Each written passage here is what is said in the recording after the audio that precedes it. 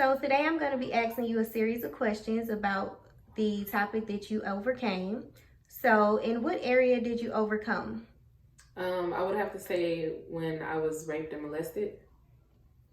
Okay, and tell us a little about how your life was in this situation. When I was raped and molested, it started happening when I was 12. There was numerous of times that it happened between the ages of 12 and I would have to say around like 26 or something like that. I would have to say when I was in the situation, it was very difficult to deal with. I even remember I got married in when I was like 22. And I even remember having moments where even in my marriage, I found out that it became a problem where if my husband looked at me a certain way or did certain things, I would snap at him. So it became overwhelming sometimes, very emotional sometimes, and just very difficult to deal with. Okay, and when did you realize it wasn't working for you?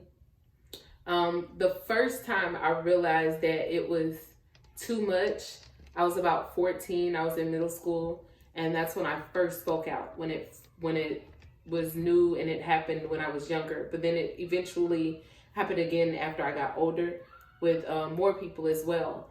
And so then it took another toll on me, and I realized that it was too much and it wasn't worth it. Worth ruining my life when it became a problem in my marriage. Okay, and so what steps did you take to overcome it?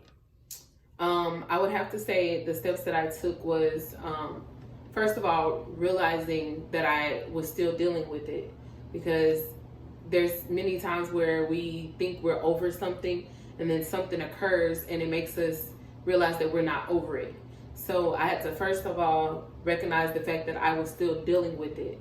After dealing with that problem, after going through that step, then I had to realize that it was okay to be still dealing with it, and realize that I was not necessarily the problem. So a lot of times when you're raped and molested, you blame yourself and things of that nature. So I had to stop blaming myself and heal from that, because just because we forgive the person that does something to us doesn't mean that we forgave ourselves. So I had to then forgive myself, and then I had to just breathe and realize that it's okay to be angry sometimes. It's okay to be upset and things of that nature. So I allowed myself to feel the things that I needed to feel. And then once I allowed myself to feel the things that I needed to feel, then I was able to heal from it. Of course, prayer was a big factor in this. Being able to talk about it, the more I talked about it, the more I healed. Seeing other people go through it as well helped me, because again, if I saw other people go through it, it allowed me to talk about it. So the more I heard myself repeating it and saying that I was over it, or I'm healed, I'm okay, things of that nature, then eventually I started believing it myself. And so that would have to be the steps I had to take to get over it. Awesome, that's good. And then all right, and the last question, what encouraging words would you give to someone dealing with rape and molestation? I would have to say, I would tell them that you can overcome this.